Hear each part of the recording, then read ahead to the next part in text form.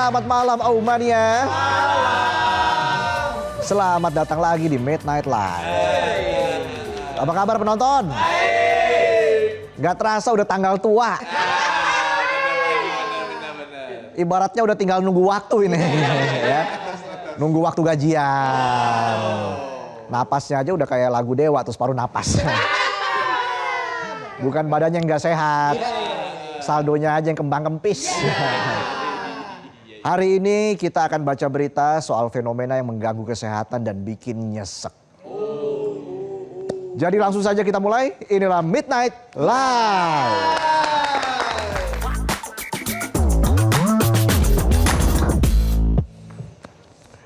Berita malam ini kita akan bahas soal fenomena yang kelihatannya sepele.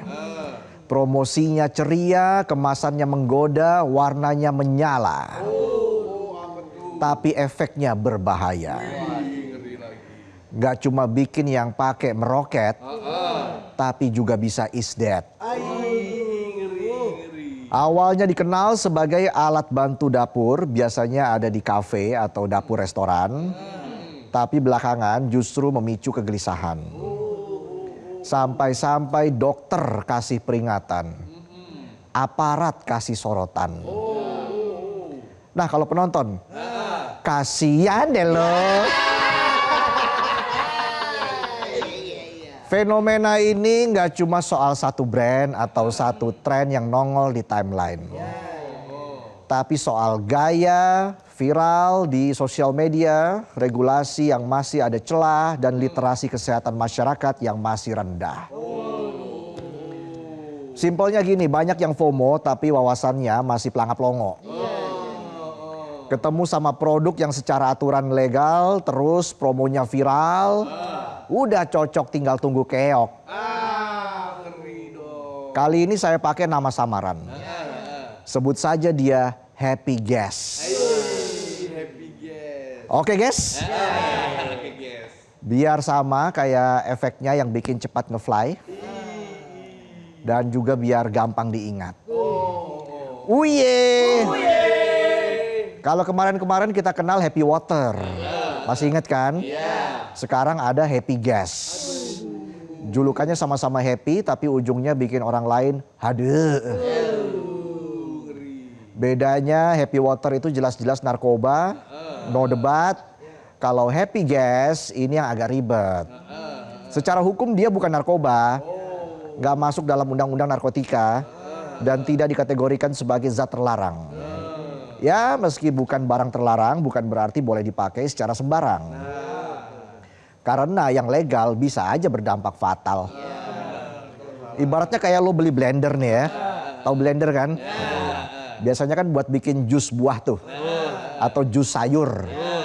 Jangan buku tes lolos CPNS yang lo blender. Terus lo minum. Bukannya diangkat jadi ASN, diangkat ambulan lo.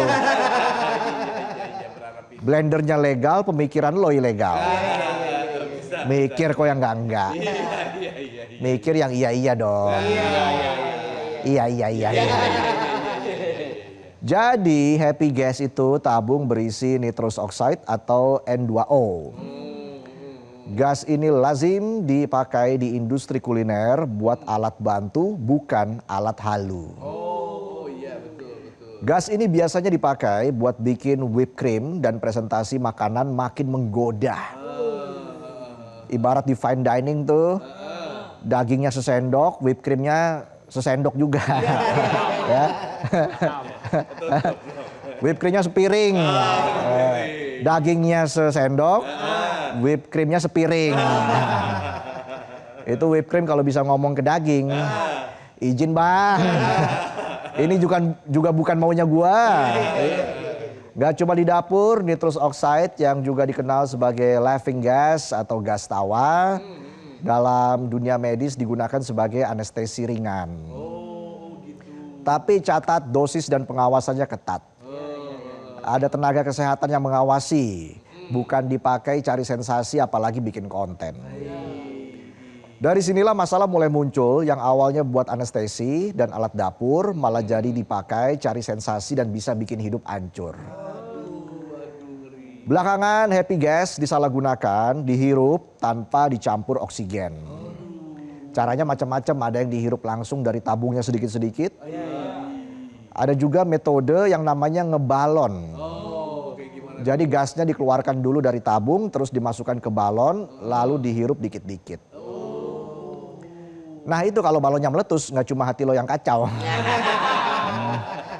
Otak lo juga kacau. Iya benar. Dulu tunggu dulu. Ya.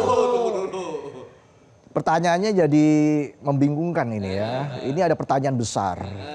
Jadi yang nemuin cara-cara begini siapa? Nah itu siapa tuh? Kok aja-aja ada? Ada aja. Kreativitas tanpa batas alias bablas. Gayanya sok high class tapi ngefly pakai gas. Situ manusia apa tabung gas melon? Rare banget sih. Balik lagi, jadi efek menghirup H2O itu cepat. Kepala ringan, ketawa tanpa alasan, dan sensasi melayang. Tapi efeknya cuma bentar doang, jadi bikin ketagihan. Awalnya saya coba-coba, lah kok enak. Terus saya coba lagi, lah kok tambah enak. Akhirnya saya coba terus, lah kok lewat. Uye. Ya namanya juga gas nitrous oxide, jangankan di manusia, di kendaraan aja efeknya bisa bahaya. Pernah nonton film Fast and Furious nggak? Nah itu kan mobilnya dipakein NOS, nitrous oxide system, biar ngebut. Nah kalau keseringan dipakai bisa jebol mesinnya. Sekarang bayangin aja, gas yang sama lo masukin ke badan, organ lo ngedrift. Badan lo chilling, tapi jantung lo clubbing. Tembak langit. Banyak dokter sudah mengingatkan menghirup nitrous oxide secara langsung bisa menyebabkan kekurangan oksigen dalam tubuh atau hipoksia. Hipoksia. Nah, kalau penonton sia-sia. Kerja 30 hari gajinya habis 30 menit. Sia-sia. Kerja keras kayak Iron Man. Gajinya kayak Ant-Man. Gaya hidup kayak Batman. Keluar malam doang. Kalau siang takut ditagih utang. Kurang-kurangin lah selfie sama KTP. Jadi hirup N2O itu dampak awalnya bisa pusing, mual, gangguan koordinasi sampai hilang kesadaran. Dan kalau sudah parah, tekanan darah drop bisa memicu gangguan irama jantung dan efek ngerinya bisa bikin yang memakai itu mendadak KO. Meninggal dunia, meninggoy alias is dead.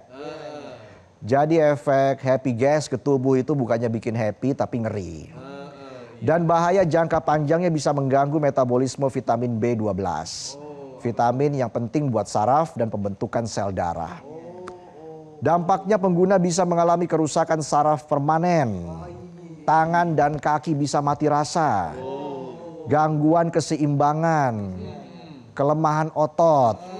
Sampai depresi dan perubahan perilaku. Mirisnya banyak yang baru sadar pas kondisinya sudah terlanjur parah. Pokoknya ngeri. Dampaknya mirip banget kayak kondisi penonton. Ya. Tangan dan kaki pegel. Otot lemes. Keseimbangan finansial goyah. Ada perubahan perilaku. Kadang bengong, kadang gibah. Bedanya penonton bukan karena kebanyakan pakai gas, tapi kebanyakan tugas.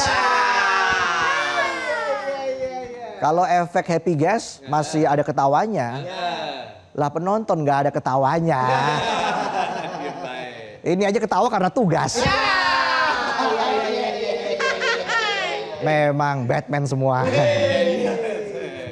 Sorotan ke happy gas makin tajam setelah dikait-kaitkan dengan kasus kematian publik figur, meski penyebab pasti kematiannya masih diselidiki. Tapi fenomena penyalahgunaan N2O harus jadi peringatan.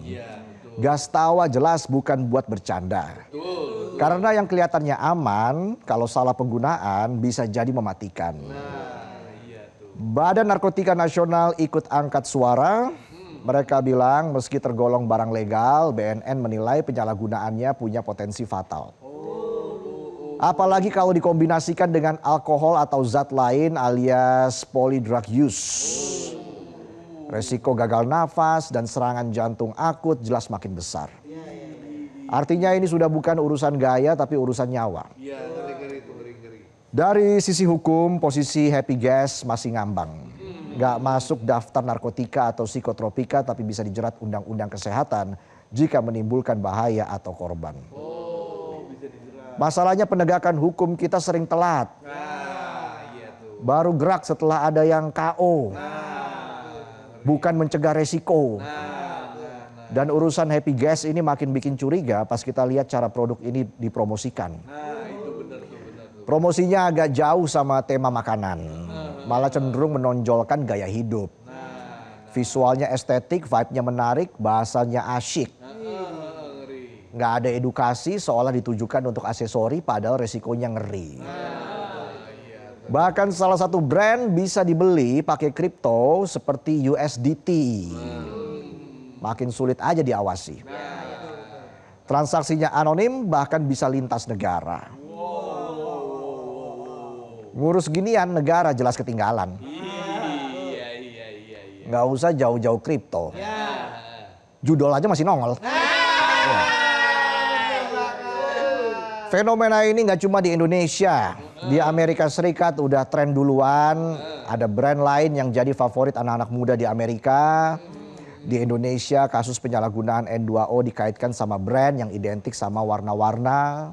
Kalau di Amerika brandnya identik sama luar angkasa.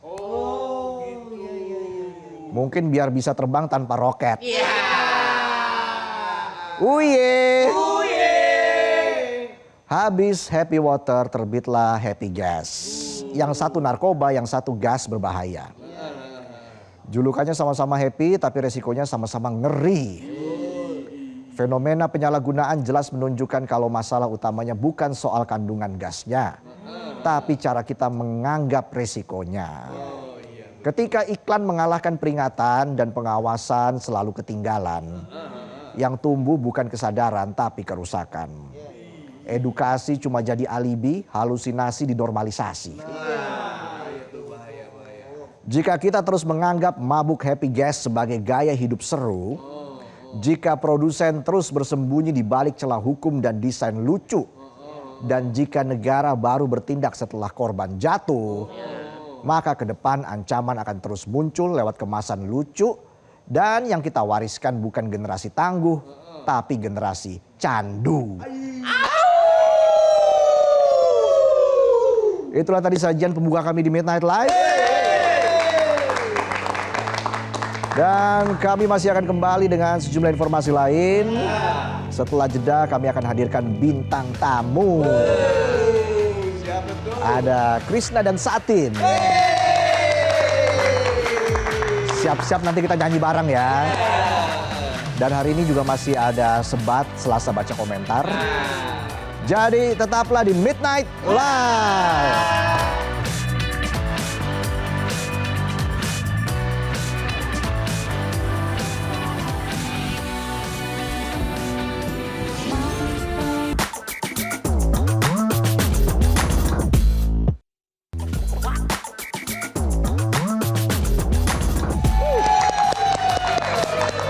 Kembali lagi di Midnight Live. Aumania mana suaranya? Dan sudah hadir Krisna Tias dan Satin Zaneta. Yeay, apa kabar Satin? Baik, alhamdulillah. Apa kabar Mas Krisna? Baik, alhamdulillah. Wah, jadi teman-teman Mas Krisna dan juga Satin ini sudah berapa lama berkolaborasi sebenarnya? Tahun lalu ya? Iya, baru Akhir tahun. Akhir tahun lalu? Iya. Oh, baru 2 bulan ya? Sekitar 2 bulan ya? Tiga lah. 3 bulan lah ya. Wah, pertama kali gimana tuh awalnya bisa berkolaborasi? Itu ada acara kumpul-kumpul songwriter di Aquarius. Terus kita ketemu berdua Oke. ngobrol, baru ngomongin ada aku punya lagu nih gini gitu lah. Oke. Kenapa Satin mau diajak berkolaborasi sama Mas Krisna? Karena sebenarnya konsep kolaborasi baru aja sih bagiku, jadi kayak aku pengen nyoba aja gitu. Pengen nyoba aja sendiri. Sebelumnya ini ya, apa namanya, solo aja begitu ya. Iya. Gimana akhirnya sudah 2 bulan atau sampai 3 bulan ini berkolaborasi dengan Mas Krisna, perasaannya gimana? So far so good sih, karena kayak pengalaman baru tuh, tapi diajarin banyak hal baru juga sama Kak Krisna, jadi banyak tahu cara producing yang berbeda sama aku biasanya juga gitu. Apa aja tuh yang berbeda? Apa yang kira-kira, wow ini keren banget nih, ilmu baru dari Mas Krisna. Contohnya apa tuh? Pecah suara Iya ya. sih, pecah suaranya Pecah banyak suara. banget. Oke. Terus apa lagi ya? Jadi karena judul lagunya harmoni, jadi kita dari awal sampai akhir nyanyi harmoni terus. Iya. Ini juga liriknya harmoni gitu. Enggak lah. Nanti kan juga akan di lapangan Banteng. Emang penonton ya emang. Gambir apa? aduh. Gambir Sanandi gitu. Iya. Pengen tahu gak gimana suara lo dipecahin? Pengen tahu? Banting aja tuh. Tapi kalau Satin sendiri awalnya tertarik dari musik itu siapa yang paling berpengaruh? Yang mempengaruhi Satin itu siapa? Orang tua kah? Iya sih sebenarnya orang tua, karena ayah juga suka banget bikin lagu dulu. Dia Oke. ngeband juga, terus dia Oke. suka nyanyi juga. Jadi dari situ sih mungkin udah Oh, terekspos oke. dari musik dan art in general tuh dari kecil gitu. Iya, Satin ini putri dari Mas Abimana dan Ibu Inong Ayu. Tahu nggak? Wah terkenal itu. Iya. Oh tapi Ayah suka nyanyi dulu dan suka ngajarin nyanyi mungkin? ke Kalau Satin? ngajarin nggak sih? Nggak? Kayaknya beda alirannya juga, karena dia dengerinnya tuh yang kayak rock kayak Guns N' Roses gitu-gitu. Jadi Oke. kayak kalau ngajarin agak beda ya. Cara nyanyinya beda gitu. Iya ya lebih ngerok ya. Paling ngasih tahu lagu aja sih, ngasih denger lagu sama kayak referensi apa sih yang dia suka dulu gitu Iya. sih. Kalau Mas Krisna pengaruh musiknya dari siapa aja tuh? Dari bapak juga. Oke, dari keluarga ya? Dari keluarga lah. Oh keluarga memang musisi. Enggak sih. Oh iya. Bapak penulis tapi. Penulis. Penulis. Oh, tapi pecinta musik. Iya, pecinta musik. Oke, dari situ baru mulai bermusik. Iya, mulai. Lalu mulai belajar alat musik seperti itu ya. Satin juga belajar alat musik atau? Otodidak aja sih, tapi nggak terlalu bisa juga, kayak yang basic aja. Iya ya, kunci A, B, C, tahu nggak? C minor, C kres 7, ya elah. Makanya baca majalah MBS tahu nggak? Gitu, tahu kan Mas Krisna ya? MBS tahu. Tahu ya? Masih. Tahu, MBS. seangkatan saya sama Mas Krisna nih. Lagunya Peter Pan ya dulu. Iya ada. Red Hot Chili Pepper. Banyak itu. Nah Mas Krisna dan juga Satin baru saja merilis lagu terbaru Harmoni. Wah, awalnya itu gimana proses penciptaan Harmoni Mas Krisna? Penciptaannya dengar lagu Paul McCartney judulnya Ebony and Ivory. Oke. Itu analogi dulu di tahun 50-an di Amerika tuh mungkin ada kita tahu apa kulit hitam tuh dengan rasis kulit hitam ya. Nah Paul McCartney itu sebenarnya sebelum Paul McCartney itu memang apa namanya memang kata-kata yang lumrah lah di sana lah. Di touch piano tuh ada nada putih dan nada hitam kan. Iya. Kenapa harus berantem sedangkan di piano aja not putih dan not hitam itu berdampingan. Iya keren ya. Itu. Bahkan hitam dan putih itu menciptakan harmoni. Harmoni ya. Bayangkan aja kalau nggak ada not crash di dalam musik, jadi Iya. cuman hambar sih gitu. Iya, tuh kan bener cek res 7 ya, nggak percaya. Iya, makanya ada not crash itu. Nah, kalau menurut Satin sendiri apa makna dari lagu Harmoni? Bahwa kalau menerima perbedaan itu bisa menciptakan sesuatu hal yang lebih indah lagi. Iya, Gitu sih. iya, ya keren ya. Itu benar. Tapi aliran musiknya seperti apa sih, Satin? Apakah memang mengikuti tren aja atau gimana tuh? Kalau aku sendiri, Iya.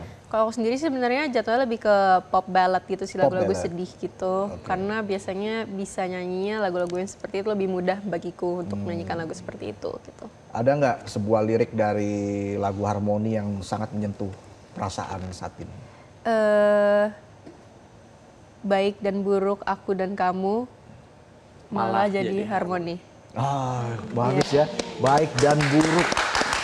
Baik dan buruk. Aku dan kamu. Aku dan kamu Malah malah jadi jadi harmoni. Iya, itu harus bisa menerima kekurangan orang lain. Ya. Harus berjalan berdampingan, seimbang, harmonis. Itu gimana kata-kata saya biasa aja kan? Kalau Satin apa ya perasaan yang paling dirasakan ketika bernyanyi sendiri dan sekarang harus berkolaborasi?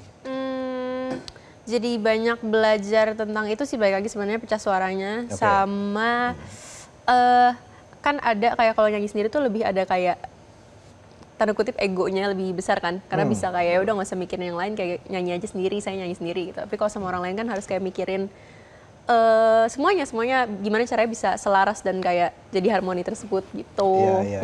Jadi ya banyak belajar juga kan, agar bisa ya namanya juga kita hidup kan juga harus bekerja sama ya. Ya kan, gimana kata-kata saya biasa lagi kan. Aduh. Nah tapi kalau Mas Krisna ini memang penyuka ballad ya. Iya. Kenapa penyuka suka genre lagu ballad? Karena gampang dinyanyikan aja sih. Gampang dinyanyikan. Iya, gampang diingat. Oke. Apakah ke depan nanti bisa berubah juga genrenya mengikuti tren kekinian karena dunia teknologi sangat cepat gitu kan? Sebenarnya kalau aku bikin musik untuk orang sih sebenarnya berubah-ubah ya musiknya. Oke. Bisa jadi mengikuti zaman terus lah kita sebagai manusia. Iya. Dengan kehadiran teknologi tadi itu, seberapa membantu itu untuk bisa membuat sebuah lagu semakin meledak, Mas Krisna? Membantu banget. Contohnya sekarang bikin lagu bisa pakai AI ya. Bisa kalau kita mentok bisa cari kata kunci di AI, bikin prompt jadi inspirasi baru buat kita. Oke. Tapi apakah di lagu ini ada peran AI? Nggak ada ini. Oh nggak ada, nggak ada itu. Iya, jadi memang murni ini adalah sebuah kreativitas. Betul. Itu luar biasa untuk menjaga seseorang bisa tetap kreatif. Suci. Tuh, tetap suci. Tetap kreatif tuh gimana? Ada tipsnya nggak, Mas Krisna? Banyak kan kita punya pengalaman tuh nggak banyak banget lah pasti. Sebanyak-banyaknya manusia tuh paling berapa. Tapi kita mendengar pengalaman orang aja sih. Jadi. Oke. Bedanya ketika Mas Krisna menjadi produser dan menjadi seorang musisi begitu apa yang paling dirasakan perbedaannya? Paling kalau setelah jadi produser, setelah lagunya jadi, udah selesai tugasnya. Oke. Dibayar udah. Oh, iya. Sekarang ya harus promo. Sekarang itu promo. harus ya memperlakukan lagunya seperti anak lah. Iya betul. Kalau misalnya pertanyaannya kemudian begini, ke depan akankah ada proyek kolaborasi dengan musisi lain? Pasti dong, nggak mau menutup kemungkinan karena era kolaborasi ya kita ya sekarang. Ya. Satin juga seperti itu. Sama. Oke, membuka seluas-luasnya ya, untuk bisa berkolaborasi dengan musisi siapapun itu. Ya. Ada nggak musisi yang paling ingin diajak untuk kolaborasi? Dari Satin dulu deh. Untuk saat ini siapa ya yang kepikiran deh? Banyak ya, saking banyaknya mungkin terlalu ya. banyak jadi kayak bingung, belum mikirin jawabannya sih sebenarnya. Kalau Mas Krisna? Saya Ahmad Dhani saya. Ahmad Dhani, keren. Iya, jadi kenapa Ahmad Dhani? Nggak apa-apa, saya pengen berkolaborasi yang dia produser juga kan, produser musik. Oke, iya. Nah, lagu Harmoni ini sudah bisa didengar di mana aja Mas Krisna? Di Spotify, di seluruh DSP sih udah. Spotify, Apple Music, terus YouTube Music, Langit Musik bisa. Dan ada music videonya Ada juga musik video. Ada musik videonya juga. Harapannya untuk lagu Harmoni apa nih Mas Krisna? Harapannya bisa mengharmonikan Indonesia. Iya, penting itu. Bagus itu ya. Itu yang kita butuhkan. Iya. Bineka Tunggal Ika itu harmoni loh. Iya. Jadi duit itu urusan belakangan. Urusan depan. Hah? Urusan depan. Urusan depan. Baru mau dibelain ya. Tuh, harmoni Indonesia lebih penting. Kalau belum lunas belum rilis. Iya. Kayak menonton di selfie sama KTP. Nah kalau Satin sendiri apa harapannya untuk Harmoni?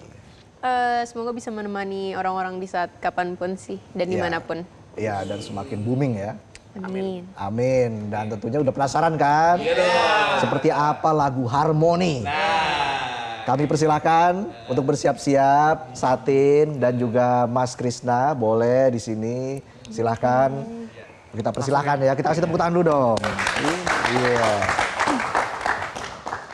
Terakhir mungkin dari masing-masing deh, Mas Krisna dulu deh. Mas Krisna, apa harapannya untuk dunia musik Indonesia? Dunia musik Indonesia semakin ramai ya, mungkin semakin bisa diterima sama seluruh Indonesia karena kualitas musik Indonesia sekarang nggak kalah juga sama yang di luar. Iya, betul. Kalau Satin, apa harapannya? Semakin kreatif sih pastinya, karena sekarang ilmu bisa didapetin di mana aja. Jadi semoga makin diverse lagi.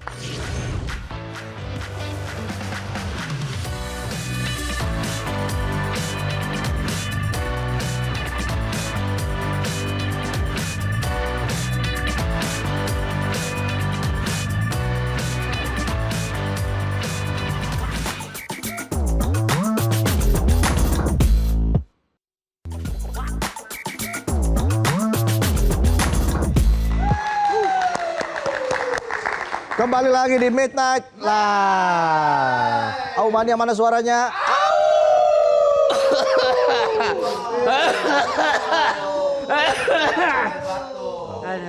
Ini sih tinggal nunggu waktu aja. Ini. Maksudnya tinggal nunggu waktu gajian. Ya, aduh nggak salah. Makanya sakit-sakitan. Iya. Ya. Harus sehat dong. Banyak minum es saya. Banyak minum es? Iya. Kebetulan saya punya es. Wah, es apa itu? Asli apa palsu itu? Ini es kaktus. Makin sakit dong saya. Kan hujan di luar. Iya ya. Basah semua. Basah semua? Dompet yang kering. Ada-ada Ya aja. udahlah, langsung aja kita mulai sebat berikut ini.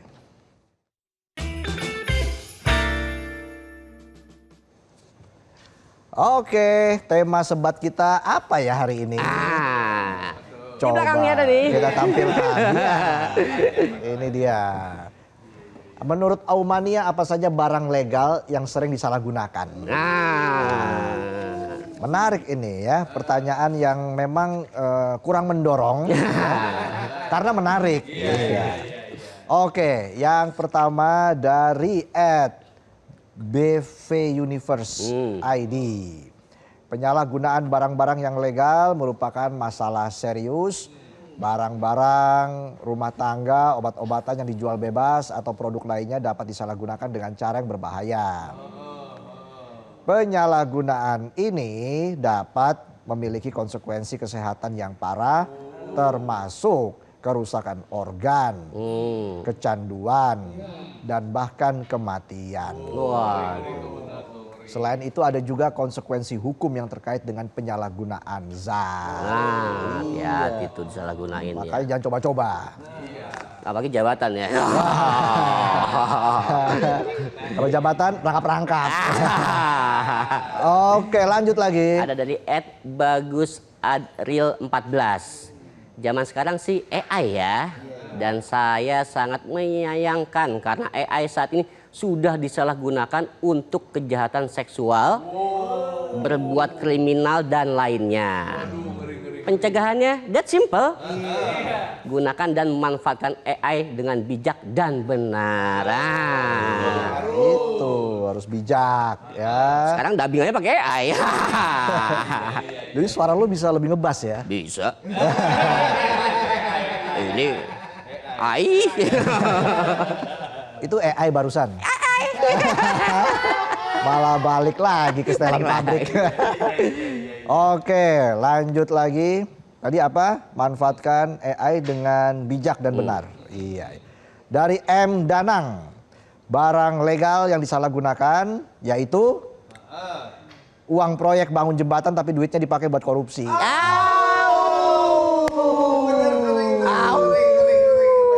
Itu barang legal yang disalahgunakan.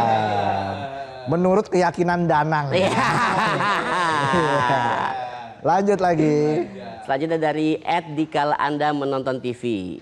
Selain zat kimia macam gas warna pink, lem, sama obat batuk cair, dalam bidang teknologi dan internet pun ada yang bahkan malah disalahgunakan oleh orang yang tidak bertanggung jawab. Seperti medsos yang malah dipakai buat penipuan, hoax, doxing, dan cyberbullying. Ada pula aplikasi pesan instan yang malah dipakai buat judi online, penipuan, dan transaksi ilegal. Ada pula penggunaan AI dan software editing yang malah dipakai buat deepfake dan juga manipulasi foto atau video yang tentunya dalam bentuk pornografi misalnya. Waduh, ngeri banget ya. Harus bijak banget tuh menggunakan teknologi ya. Betul, harus bijaksana. Iya. Kalau bijak sini, bijak sono. Bijaksono pinjol ini. Iya, nungguin petir aja. Kakek tuh. Oke, lanjut lagi dari Pius Puspawir.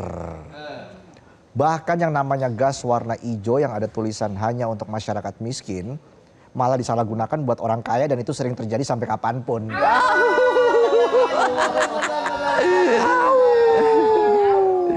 Ini ngomongin gas lemon ya? Melon. Oh, gas melon. Oh, gas melon. Oh iya ya menurut keyakinan Pius Puswai. Iya.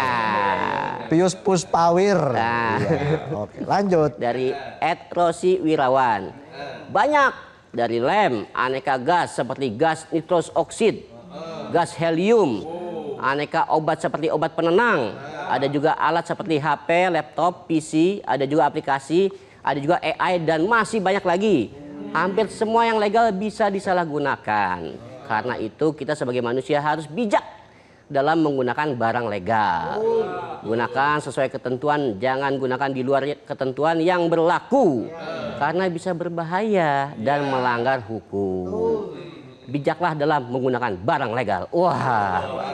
Iya. Dan dari Adriana Tiayan. AI sering disalahgunakan untuk penipuan dan pornografi. Oke, dari siapa lagi nih Tong? Gitu doang tadi ya? Iya. That simple. Ada 1, 2, 3, 4, 5, 6, 7 kata. Iya. Tapi keren. Iya, keren. Udah meluangkan waktu buat ngetik. Iya, takutnya kuotanya habis. Lanjut. Tanya dari @abigea286. Yang paling sering tuh obat golongan biru alias bebas terbatas.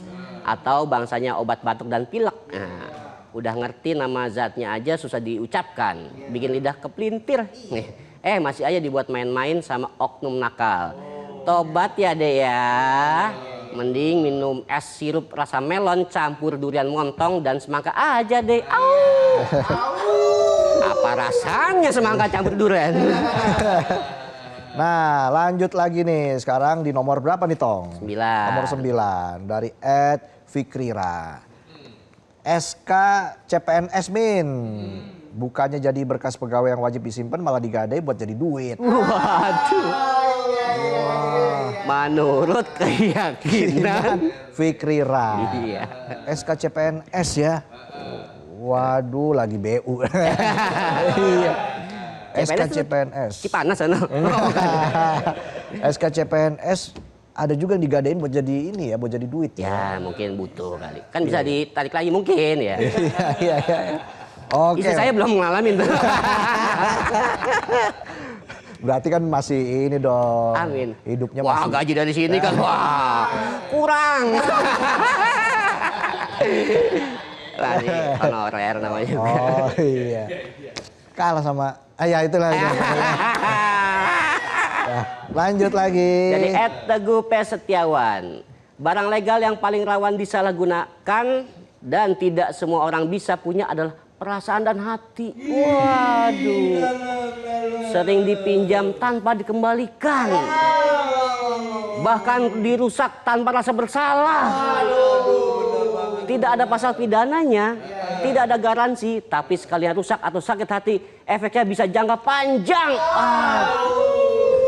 Mas Teguh, teman kita udah tua padahal dia masih hatinya masih rapuh dia. Gitu ya, masih inilah, masih baper lah. Iya, ingat mantan kali. Belum bisa move on ya.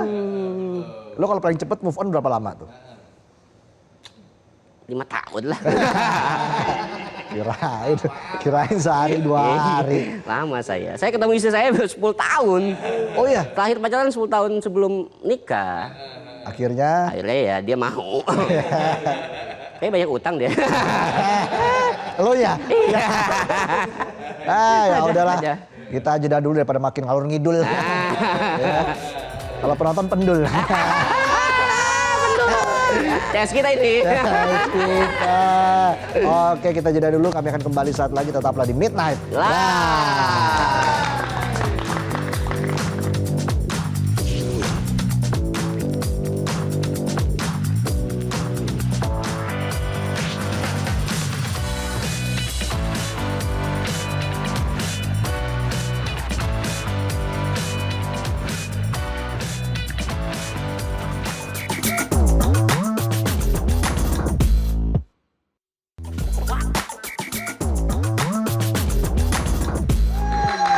Yes. Kembali lagi di Midnight Live. Nah, berita yang pertama, Tong, fokus dong. Lagi main Mobile Legends dulu. Oke. Siapa tahu tahun depan bisa ikut kejuaraan dunia Mobile Legends. Diajak minimal. Tahun depan ke Turki. Oh gitu. Karena tahun ini Indonesia tuan rumahnya. Pas banget ya dialognya kayak blockingan. Iya. Biar diajak ya. Oke, informasi pertama datang dari dunia permainan online MOBA. Jadi MOBA ini apa nih, Tung? Apa tim MOBA? Mobile Legend. Bukan. Apa? Ada artinya. Saya lupa. MOBA ya. Ajang M7 Mobile Legend World Championship. Gak cuma suguhkan kompetisi e-sports kelas dunia, tapi juga membagi pengalaman bagi penggemar Mobile Legend. Ini liputan Otong kemarin. Saya liputan. Cuma saya nggak on cam. Semua itu bisa dinikmati dalam M7 Carnival. Ini dia informasinya.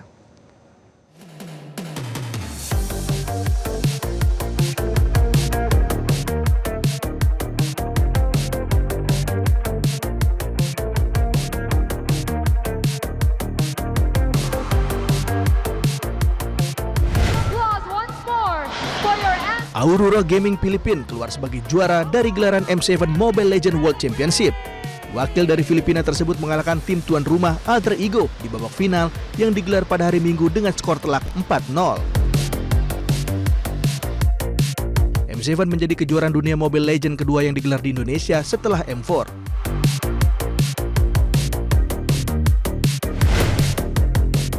Tidak hanya menyuguhkan kompetisi e-sport kelas dunia, M7 kali ini juga menggelar karnival untuk dinikmati penggemar Mobile Legends Bang Bang.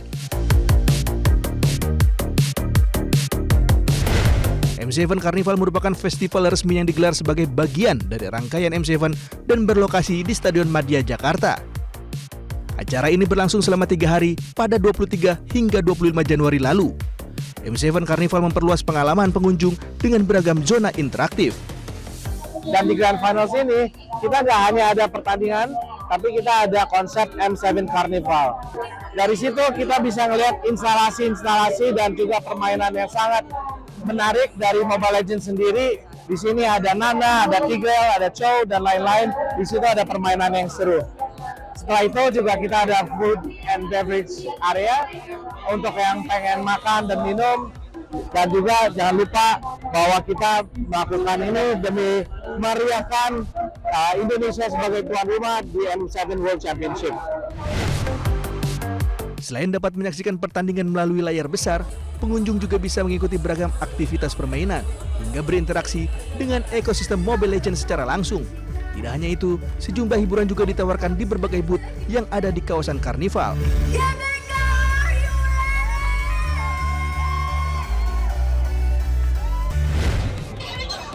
Salah satu hiburan yang ditampilkan diantaranya adalah performance dance dari Miu yang merupakan dancer cilik Indonesia yang sudah mendunia.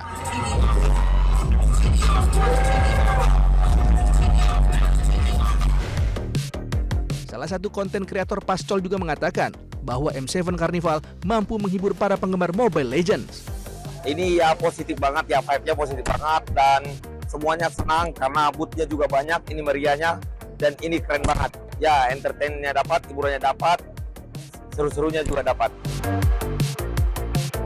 Setelah M7 sukses digelar di Indonesia, Munton mengumumkan bahwa gelaran selanjutnya M8 akan digelar di Turki pada tahun depan.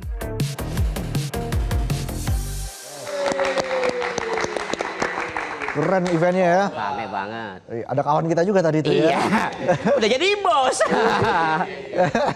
Ya udah, nanti kita akan bahas itu lebih lengkap lagi kalau Otong jadi berangkat nanti ke Turki ya. Ya kan di November di Arab ada antar negara. Oh iya. Piala dunianya e-sport.